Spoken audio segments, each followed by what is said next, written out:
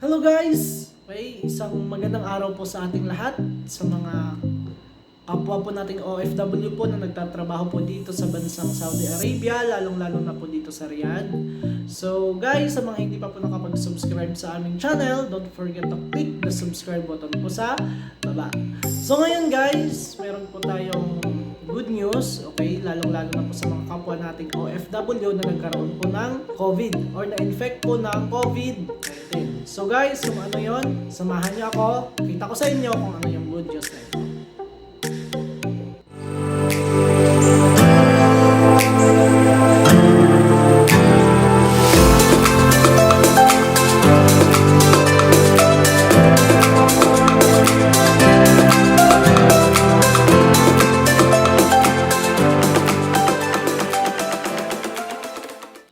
Yun nga guys, so yung sinabi ko po kanina na mayroon po tayong good news sa mga kapwa nating OFW po.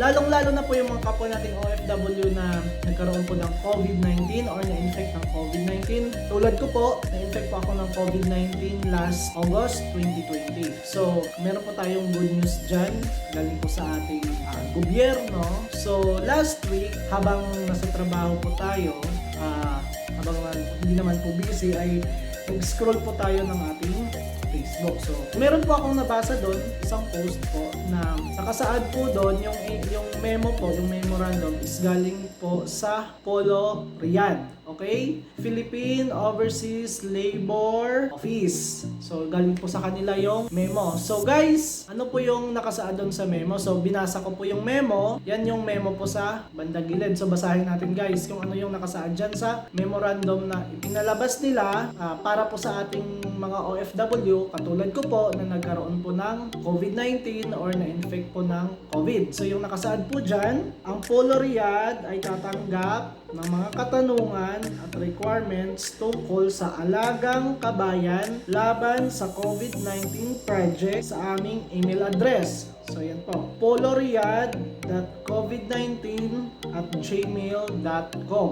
So sa baba yung susunod po, ang alagang kabayan laban sa COVID-19 project ay tulong pinansyal na 750 riyals sa mga active or inactive OWA members na naka-recover mula sa COVID-19. Mga requirements, ito po sa baba yung mga requirements na sinasabi po nila. Kopya ng passport o anumang Philippine government issued ID. Pangalawa, kopya ng ikama or yung resident ID po dito. Pangatlo, kopya ng patunay na nagpositibo kayo, nagpositibo po ako sa COVID-19, okay, or medical report, medical certificate, or yung application, mobile app tulad ng Tawakal na o Sihati, or yung text messages po na galing sa Ministry of Health or MOH. Nakalagay po dito, ilagay po ang buong pangalan at mobile number bilang subject ng inyong email. Sa baba po may nakasign, signed by Fidel A. Macauyan. Yan, siya po yung naka-sign po dito. So ito pong memo na ito, nakita ko lang din po ito sa Facebook ko. So may nag-post po siya na isang grupo dito. So yung ginawa ko po, hindi po muna ako gumawa ng anumang hakbang kasi baka hindi totoo. So kino-confirm ko, of course, kino-confirm po muna natin, syempre. So yung ginawa po natin, kinabukasan ko na po tinawagan sa baba po niya ng letter na yan, ng memo na yan, may hotline number. So ito po yung contact number sa baba, 0502-850944. At sa may bandang kaliwa po, yung email address kanina na poloriyadh2010@yahoo.com or riyadhowa.gov.ph. So sa baba po ng ayan po, kung makikita nyo po dyan sa gilid natin yung memo na nilagay po natin, ayan po, sa baba po niyan, yan makikita yung contact details. Tinawagan ko po yung hotline number na yan. Matagal kong na-contact. Almost 30 minutes ko po siyang na-contact yung hotline number na yan. So, sa kabutihang palad naman po, may sumagot sa atin. So, nagtanong po ako. So, yung pakilala po sa akin, tinanong ko po yung pangalan niya. Siya daw po ay si Mr. BJ. Yun lang yung sinabing pangalan sa akin. So, tinanong ko sa kanya, Sir, totoo po ba itong tulong pinansyal po para sa mga nagkaroon po ng COVID-19 or na-infect po ng COVID-19 last year o ngayong taon? taon. So, ang sabi po sa atin, tinanong po muna ako kung saan daw area ako. Sabi ko, sir, nasa Riyadh po ako. Sabi niya, oo sir, totoo po yan. So, mag-submit lamang po ng mga requirements. Yan po yung mga nakasaad na requirements. Yung passport nga, ikama or yung resident ID po dito sa bansang Saudi Arabia. At saka yung patunay na nagkaroon po tayo ng COVID. So, meron po tayong, yan po, yan yung record sa Sihati. Sa Sihati po pala. Yan po yung record sa Sihati kung makikita nyo po na nagkaroon po tayo ng COVID last August 2020. So, yan po yung mga in-attach ko doon. Yan po yung mga requirements na isinubmit ko. So, yung ginawa ko po, pinuntahan ko siya sa dito kasi malapit lang naman po dito yung bagong polo, yung bagong opisina ng Polo Riyadh po. So, pumunta po ako doon. May dala-dala ko po yung kopya na yon, yung passport ko, ikama, okay? At saka yung patunay na nag-COVID po ako. Kasi hindi lamang po ako, sa kumpanya namin ang nagkaroon po ng COVID, marami po kami. So, sinubmit ko siya ng morning, August 19. Okay, August 19. So, pumunta po ako dun sa Polo Riyadh. So, pagdating ko po dun sa may sa mga sa mga magsasubmit po, sa mga interesado din po ng mga kababayan natin na nandito po sa Riyadh, na interesado po, ganito po yung gagawin nyo. Pagdating po doon, hindi po kayo pinapapasok. So, bali doon lang po hanggang doon sa may gate lang. Pagdating doon, ibigay nyo na lang po doon sa may naka-assign na kabayan natin, may nagbabantay po doon. Okay, doon nyo na lang po iabot sa kanya. So, bali 3 kopya po yon, bali 3 page. So, ikama, passport, o yung natin, government ID, tapos yung yun nga po, yung medical record, yung patunay na nagkaroon po kayo ng COVID. So, sinamit ko doon, tinanong ko siya, sabi ko, sir, dito po ba yung nagsasubmit po ng para sa tulong pinansyal? Sabi niya, oo. So, ayun, iniwan ko na lang doon, guys. Iniwan ko na lang doon sa Polo. So, ngayon, I make this video, okay? Para, syempre, ibahagi din po sa inyo sa mga hindi pa po nakakaalam. So, nag-post ako doon sa Facebook account ko na nung date na yun na nag-submit na ako ng requirements regarding nga doon sa tulong pinansyal. So, may mga nag-comment at saka may nabasa din ako, guys, ng mga ibang comment doon sa ibang Facebook account na nagbigay daw sila, so until now hindi pa po na ibibigay. Okay? So, may nag-comment naman po doon sa post ko na ganun din ang sitwasyon. Last year pa daw sila nagbigay ng ganong requirements, pero until now hindi pa po nila natatanggap yung tulong. Yan lang po sinasabi Yan lang po yung sinasabi doon.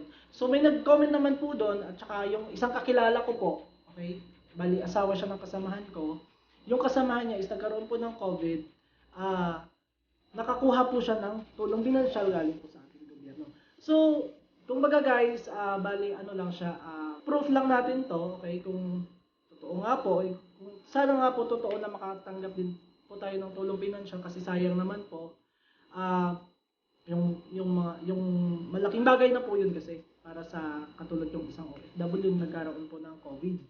So, sinabi din po doon sa pinagtanungan ko, sa tinawagan ko po doon sa Polo nung last week, na syempre i-validate po muna, submit po muna. So, maghintay-hintay po tayo sa mga nag-submit po dyan, maghintay-hintay lang daw po tayo. So, i-validate po muna, ipapasa daw po sa Pilipinas, i-validate yung ating mga requirements, saka daw po sila mag-i-issue ng pera. At saka, syempre, ang sabi din po doon sa nakausap ko mismo sa telepono na yun na si Mr. BJ na depende din po yan daw sa fund or siguro po kung may pera. Basta ibinabahagi ko lang po itong video na ito para din po sa inyong kaalaman, para din po sa kaalaman ng lahat at sa mga hindi pa po nakakaalam na meron po palang ganyang proyekto ang ating pamahalaan para po sa mga nagkaroon ng COVID. Okay? So talaga guys, ngayon lang talaga namin nalaman na merong ganyan. Okay? So, yun nga yung ginawa ko is share ko na sa mga kasamahan ko nung nagkaroon ng COVID. Ibinahagi ko sa kanila. So, nag-submit sila ng kanilang mga requirements din doon. On that day also, August 19, kinahapunan, nag-submit sila. Kasi ako morning ako nag-submit, tapos sumunod sila ng after lunch, okay? Sumunod sila after lunch, nag-submit sila ng requirements natin. So guys, hopefully na maibibigay yung para sa atin. Sana nga po guys, pero kasi doon naman sa mga nabasa nating mga comment, marami naman talaga na ibigay na, marami naman talaga na ibigay na mga ayuda. Yung ayuda na yan, ng 750 na ibigay naman daw talaga. Yun ang mga comment doon ha. Tapos, syempre yung iba may mga negative, may mga positive comment. So sa atin lang guys, sinishare ko lang po ito sa inyo yung ideya na to. Baka hindi niyo rin po alam na meron po ganyang proyekto yung ating pamahalaan para po sa mga nagkaroon po ng COVID. So yun guys, again ulitin ko yung mga requirements. Ito po siya, kopya ng Philippine ID or government issued ID, okay guys, tulad ng passport nyo. Pagkatapos, yung resident ID or tinatawag na IKAMA dito po sa Saudi. At saka yung ating proof, medical certificate, messages galing sa Ministry of Health na nagkaroon po kayo ng COVID, okay? Or yung application po doon sa Sihate, pwede nyo po yun ma-screenshot tapos ipaprint nyo po para maging proof nyo, okay? Para ipakita din to, to support po doon sa kailangan nila, okay? So yun lang guys, yun lang yung ibabahagi ko sa inyo kasi talagang first time, talagang bago ko lang talaga ng na nabasa. At ito pa guys doon sa kinuhanan ko nitong memo na to, hindi naman sa pero binura nila doon. Kasi hinanap ko ulit doon sa page nila, sa Facebook page nila, binura nila na guys, wala na itong memo na to. So hindi ko alam kung ano yung rason nila kung bakit binura po nila. So yun lang guys, ingat kayo, okay? Ingat po kayo. So ipa-follow up ko po kayo. Comment lang po kayo sa baba sa mga nakatanggap po para isang malaking tulong din po para sa ating mga kapwa OFW na nandito sa Riyadh. Kung nakatanggap nga po kayo ng ayuda, at least malaking tulong din po sa amin na ay okay, nakatanggap pala.